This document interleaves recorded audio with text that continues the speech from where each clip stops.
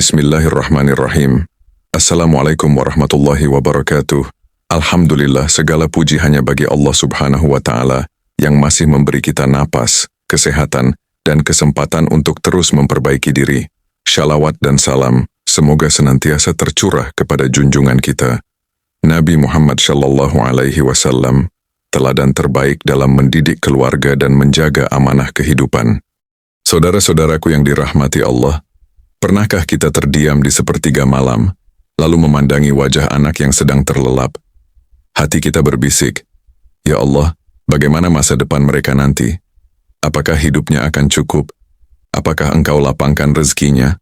Apakah Engkau jaga langkahnya?" Kekhawatiran itu manusiawi. Setiap orang tua pasti memilikinya. Kita bekerja keras menyekolahkan mereka setinggi mungkin, menyiapkan bekal keterampilan dan pendidikan terbaik. Namun ada satu hal yang sering terlupakan. Rezeki anak bukan semata hasil kecerdasan dan usaha lahiriah. Ada campur tangan langit di dalamnya. Ada kekuatan doa orang tua yang menjadi penentu arah hidup mereka. Dalam Islam, peran spiritual orang tua sangat besar. Bahkan sejak anak masih dalam kandungan hingga dewasa, doa dan amalan orang tua bisa menjadi sebab terbukanya pintu rezeki, dimudahkannya urusan, dan dijauhkannya dari kesempitan hidup. Rasulullah Shallallahu Alaihi Wasallam mengingatkan bahwa doa orang tua termasuk doa yang mustajab. Artinya, ketika seorang ayah atau ibu mengangkat tangan dan menyebut nama anaknya dalam doa, langit tidak menutup pintu.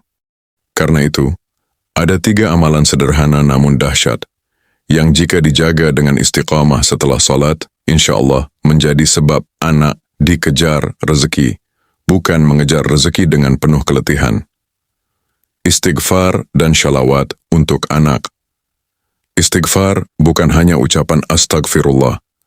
Ia adalah pengakuan bahwa kita lemah dan Allah Maha Kuat. Ia adalah pengakuan bahwa mungkin ada dosa yang menjadi penghalang turunnya keberkahan. Allah Subhanahu wa Ta'ala mengabadikan dalam Al-Quran melalui kisah Nabi Nuh alaihi salam dalam surah Nuh ayat 10-12. Nabi Nuh tidak menawarkan strategi dunia terlebih dahulu kepada kaumnya. Beliau berkata, "Mohonlah ampun kepada Tuhanmu." Lalu Allah menjanjikan hujan yang deras, harta yang melimpah, anak-anak yang banyak, kebun-kebun dan sungai-sungai. Ini pelajaran besar bagi kita. Istighfar adalah magnet rezeki. Ketika orang tua memperbanyak istighfar dengan niat, "Ya Allah, lapangkan rezeki anakku," maka ia sedang memohon agar semua penghalang keberkahan dihapuskan. Bisa jadi kesempitan hidup bukan karena kurang usaha, tetapi karena ada dosa yang belum disucikan. Kemudian perbanyaklah salawat kepada Nabi Muhammad Shallallahu Alaihi Wasallam. Setiap satu salawat dibalas 10 rahmat oleh Allah, dan rahmat Allah mencakup segala bentuk kebaikan, kesehatan, ketenangan, kemudahan, hingga kelapangan rezeki. Bayangkan jika setiap hari setelah salat kita membaca istighfar 100 kali, dan salawat 100 kali dengan menyebut nama anak kita dalam hati. Itu bukan sekadar rutinitas.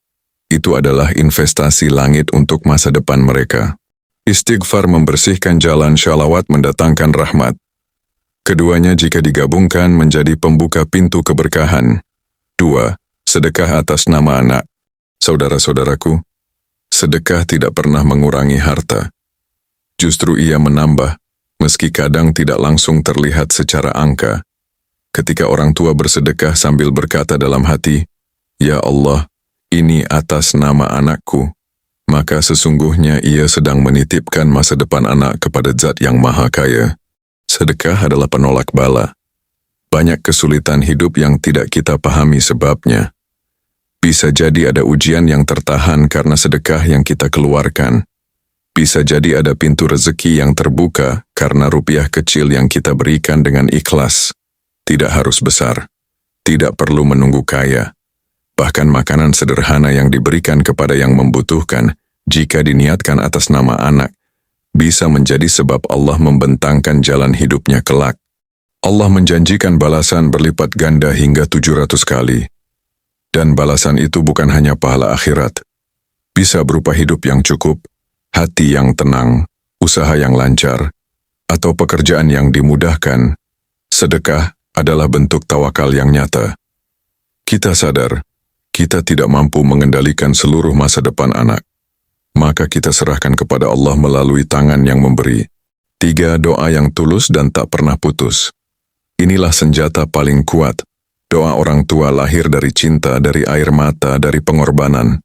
Dan doa seperti ini memiliki kekuatan yang tidak dimiliki doa lainnya. Bacalah doa-doa kebaikan untuk anak. Sebut namanya secara khusus. Doakan agar ia tidak hanya kaya harta tetapi kaya iman. Tidak hanya sukses dunia, tetapi selamat akhirat. Jangan hanya berkata, "Ya Allah, jadikan ia orang kaya." Katakan, "Ya Allah, berikan ia rezeki yang halal, cukup dan mendekatkannya kepadamu."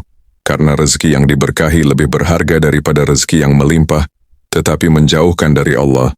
Banyak kisah orang saleh yang hidupnya penuh keberkahan karena doa ibunya di sepertiga malam. Bahkan ketika anak jauh dari rumah, doa itu menjadi penjaga yang tak terlihat. Dan ingatlah, doa buruk pun bisa terkabul. Maka jangan pernah mendoakan keburukan saat marah. Gantilah dengan doa kebaikan, meski hati sedang terluka. Saudara-saudaraku, anak adalah amanah. Kita mungkin tidak bisa selalu mendampingi mereka, tapi doa kita bisa. Kita mungkin tidak bisa mengawasi setiap langkahnya, tapi sedekah dan istighfar kita bisa menjadi penjaga yang tak kasat mata. 3 amalan ini sederhana. Istighfar dan salawat dengan istiqamah, sedekah atas nama anak, doa tulus yang tak pernah putus, tidak berat, tidak mahal, tetapi membutuhkan konsistensi dan keyakinan. Serahkan urusan rezeki anak sepenuhnya kepada Allah. Dia lebih mencintai anak kita daripada kita sendiri. Dia maha mengetahui rezeki terbaik yang sesuai bagi setiap hambanya. Semoga Allah menjadikan kita orang tua yang bukan hanya sibuk menyiapkan dunia anak, tetapi juga menyiapkan keberkahan hidupnya.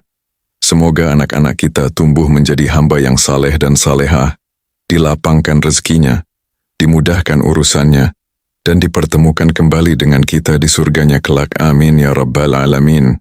Wassalamualaikum warahmatullahi wabarakatuh.